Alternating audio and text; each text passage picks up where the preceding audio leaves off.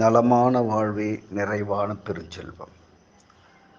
அதாவது வெள்ளை அரிசி, வெள்ளை உப்பு, வெள்ளை சர்க்கரை, வெள்ளை மாவு, வெள்ளை பால் இவையெல்லாம் தவிர்ப்பது உடலுக்கு நலம் அப்படின்ற வரிசையில் அரிசி வெள்ளையானதுன்னு சொல்லி ஒரு பெரிய பொய்யை பலரும் தொடர்ந்து பதிவு செய்கிறாங்க.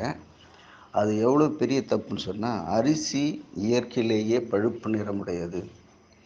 அரிசியோட நெல்லின் தோலை நீக்கினீங்கன்னா அரிசி பழுப்பு நிறத்தில் தான் இருக்கும்.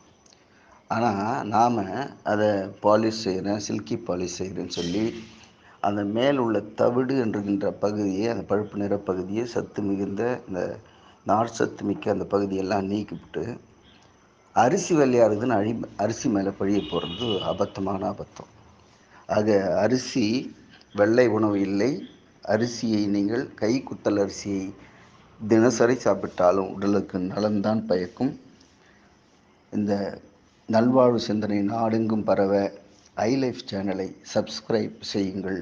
நன்றி. அன்புடன் காஞ்சி முகிலன்.